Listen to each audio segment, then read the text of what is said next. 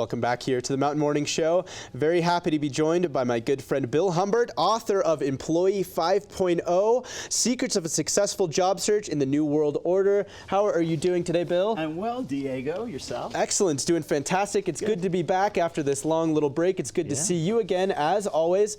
Let's talk about our topic for today, which is kind of the mistakes that some companies make when they're doing their interviewing process, which unfortunately can lead them to kind of pass up some of the very best candidates for the job, correct?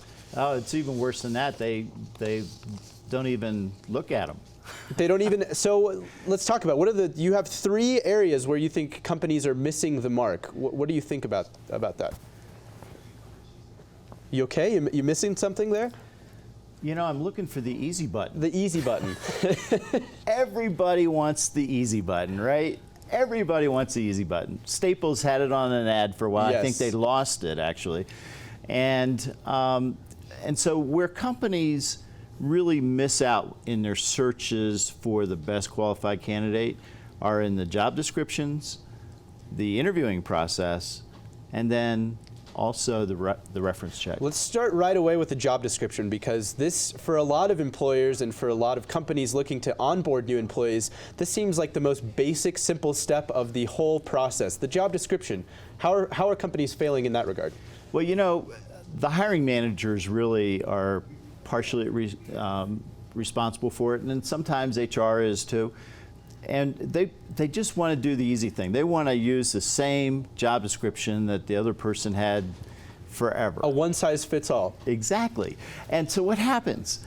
Jobs evolve over time. New technology, new software, jobs evolve. And they don't evolve the job descriptions. So what happens? The recruiter goes out and they sources by that job description. And they source a whole pool of the wrong people. And out of that whole pool of the wrong people, they take a smaller pool of the wrong people and they interview them. And out of that, the manager goes, guess this is the best I'm going to get. So it's really like a compromise at that point, where it shouldn't be a compromise at all. No, you should be able to go, bing, that's the one. That's the one right away. You should know. Exactly. So then what happens? 2 months to 2 years later, they fire the right person. Okay. And then they take the old job description and they use it again. And they paste it right back on. What possibly could go wrong? So it seems like a cyclical process, almost like a revolving door, if you will, of not being able to keep up to date with all of the demands of the job. I like the point that you made here, including a 3, 6, and 9 month, as well as a 12-month goal. So the new employees, as well as the recruiter, knows exactly what the job is looking for in terms of not just starting, not just in the middle, but also our goals for a year from now as well. That's right. You know, if you do that, then the whole process from sourcing all the way through to the hire, because you're now measuring against that, and then through the retention, because at the end of the year, they either made their 3-month, 6-month, 9-month, and 12-month goals, or they didn't. You know why or why not. The annual review is a breeze.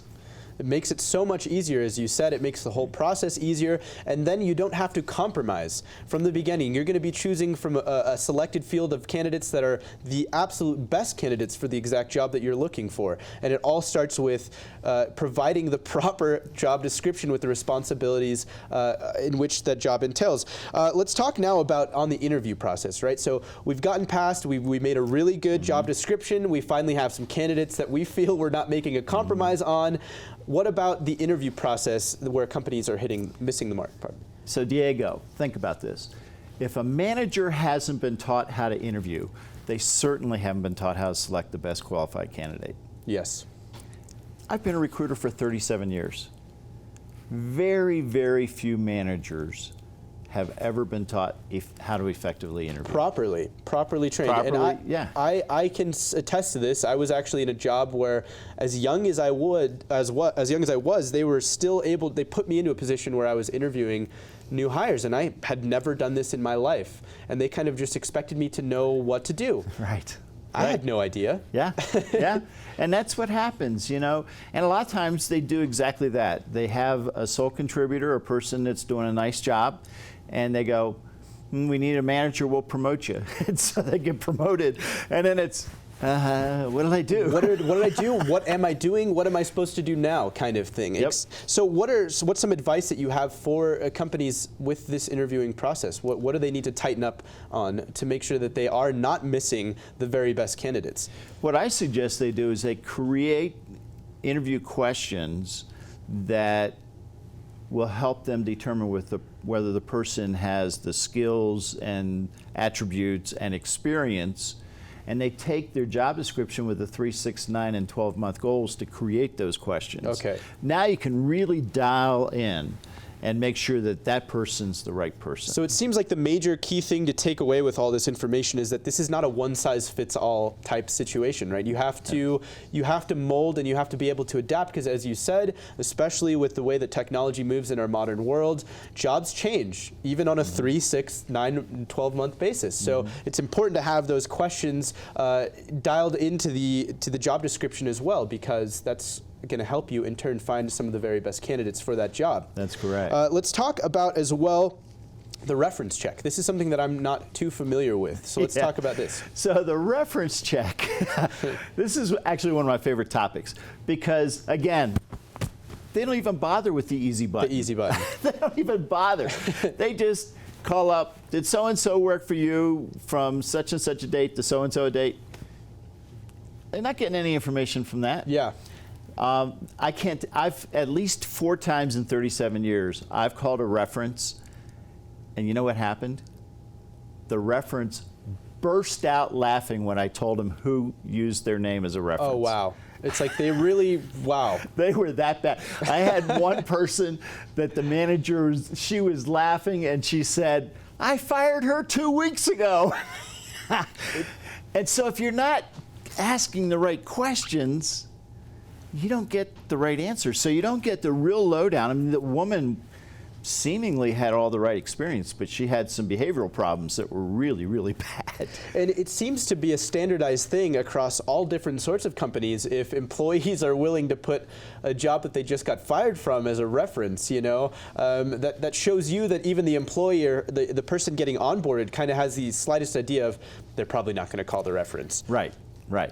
So create a reference that is one where you include questions about the job and what you anticipate them having to do.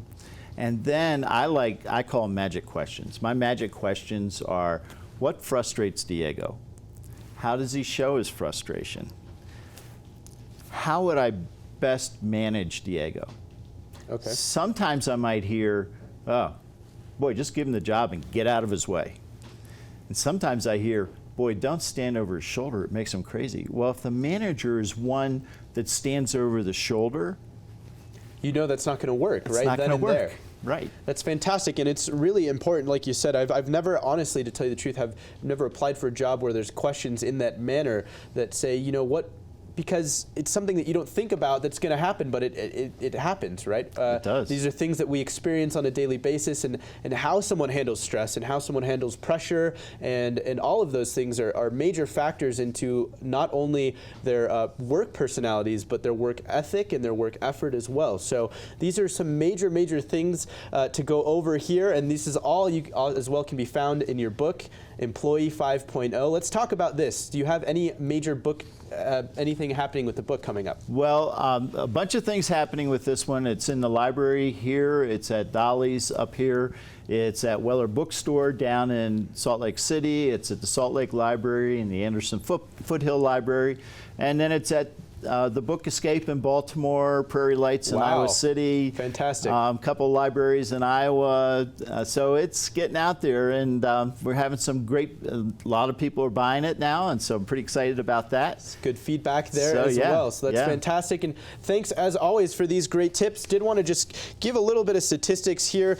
Salt Lake City is ranked number 9 in the whole country for top 20 cities for finding a summer job. So this is some great information to have, because I'm sure there's a lot of people looking for new employment, as the state is one of the best for it. So if you need more information, where can people go to keep up to date as well as get some more tips? Well, go to the book, because it tells you how to network to get a job. And that's one of the ways that the best qualified talent can get a job in today's world, is by networking. Networking. Completely agreed. Bill, thank you so much as always. Highly appreciate your expertise and all of your tips here. As he mentioned, head over to Dolly's here locally, the library, as well as many other locations. Employee 5.0, Secrets of a Successful Job Search in the New World Order. Bill Humbert, thank you as always. We appreciate it. Thanks, Diego. Yeah, we'll be back with much more right here on the Mountain Morning Show. Don't go anywhere.